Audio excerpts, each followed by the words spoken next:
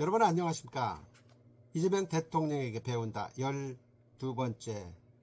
오늘은 이재명 대통령을 결정적으로 성장시킨 배경에 대해서 탐구하는 시간을 가져보도록 하겠습니다. 소년공 이재명의 일기는 1979년부터 1988년까지 약 10년간 써졌습니다. 노트 5권 분량이며 1964년생인 그가 소년이었던 16살부터 청년이었던 25살까지 적은 기록입니다. 그가 남긴 일기는 가장 괴롭고 힘들었던 시절에 집중적으로 써졌습니다. 나의 소년공 다이어리 프롤로그 중에서 일기는 하루 사이에 겪은 일과 느낌을 기록하는 것입니다. 하루를 마감하면서 오늘을 성찰하고 내일을 기약하려 쓰는 것인데, 그렇게 쓴 일기가 모이면 역사가 되고 자신을 더욱 성장시키는 원동력으로 작용합니다. 러시아의 대문호 톨스토이는 1847년부터 평생에 걸쳐 임종을 앞두고까지 일기를 썼습니다.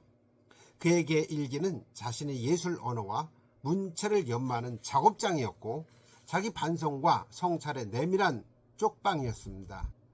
톨스토이는 훗날 일기 쓰기는 자신의 사상이 형성되고 발전되는 인큐베이터 역할을 했다고 회상했습니다. 오바마 전 미국 대통령도 어린 시절부터 일기를 썼습니다. 일기로 다져진 글쓰기와 메모 습관은 그의 삶의 선순환을 일으켰습니다.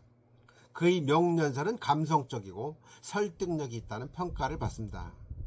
오바마는 제임스 시튼의 생각의 혼란이라는 문장을 이용하면서 글쓰기는 내 아이디어와 이상에게 세상과 소통하는 법을 가르쳐 주었다고 수료했습니다. 이재명은 1979년도부터 10년간 5권 분량의 일기를 썼습니다. 초등학교 시절 안동 3개 초등학교에서 숙제 검사용으로 썼던 일기를 자발적으로 다시 쓴 것입니다. 첫날 일기는 일기 잊어먹은 지 오래다 라고 시작합니다. 그러나 꾸준히 쓴 소년공의 다이어리는 이재명의 글쓰는 능력을 비롯하여 자기개발, 성찰, 통찰력을 키워주었습니다. 2번에 걸친 자살 시도에도 희망의 끈을 놓지 않았던 것도 일기를 쓴 덕분이었습니다.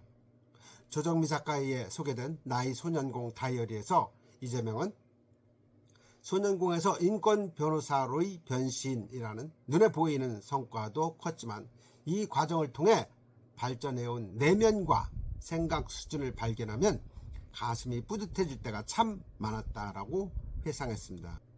전문가들은 일기쓰기를 천재들의 학습법이라고 표현합니다. 사람마다 제각기 생각을 정리하는 방법이 다르지만 누구에게나 통하는 쉽고도 탁월한 방법이 바로 일기쓰기입니다. 일기는 자신을 돌아보며 생각을 정리하고 마음을 모으는 것입니다. 방법이나 형식이 필요 없습니다. 마음이 가는 대로 내가 원하는 스타일로 솔직한 마음을 표현하면 됩니다. 그러다 보면 생각이 정리되는 동안 놀라운 효과를 발휘합니다. 첫째, 공부 습관을 길러줍니다. 일기쓰기는 책상에 앉는 습관부터 형성되어야 합니다. 생각보다 고통스럽고 어려울 수 있습니다. 그러나 습관이 정착되면 책상에 붙어있는 시간도 늘어납니다. 전문가들은 책상에 앉아있는 시간과 성적은 비례한다고 설명합니다.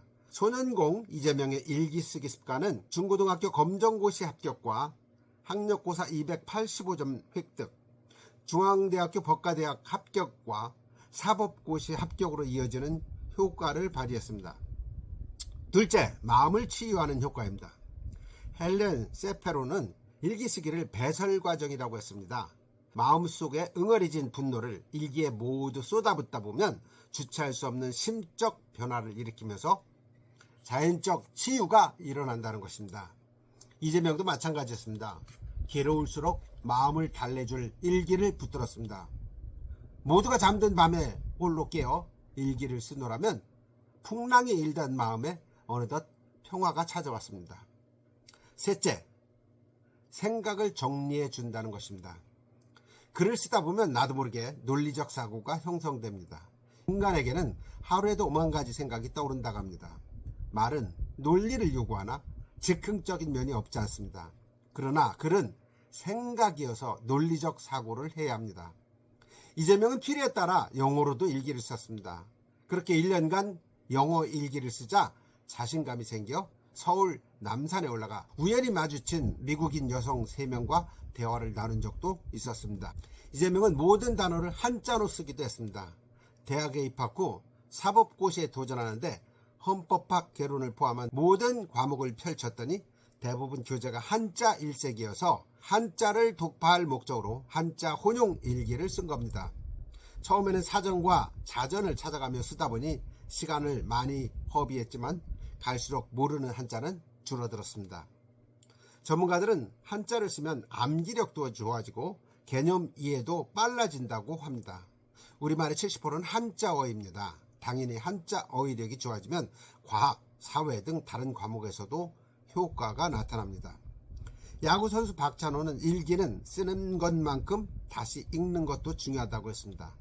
지나간 일기를 다시 읽으면 그 시절의 결심에 부끄럽지 않은 삶을 살라고 일기장이 말을 걸어온다고 했습니다. 이재명은 동상이몽이라는 방송에 출연해 아내에게 10년간 쓴 일기장을 주면서 청혼하여 결혼에 골인했다라는 비화를 들려주었습니다. 일기 쓰기가 평생 동반자까지 덤으로 해결해 준 셈입니다. 오프라 윈프리도 10년간 매일 쓴 감사일기로 그녀의 삶이 달라졌다고 합니다. 그녀의 감사는 아주 사소한 것이었습니다. 그런데 감사 습관이 그녀를 위대한 사람으로 만들었습니다. 저도 오프라 윈프리를 따라서 1년 동안 감사 일기를 습관 들였습니다. 덕분에 지금은 아내와 아침에 늘 감사해요, 사랑해요 이런 얘기를 자연스럽게 하게 됐습니다. 일기는 일상을 바꿀 수 있는 가장 빠르고 쉬우며 강력한 방법입니다. 내용이 좋았다면 구독, 좋아요, 댓글로 화답해 주시기 바랍니다. 여러분 감사합니다.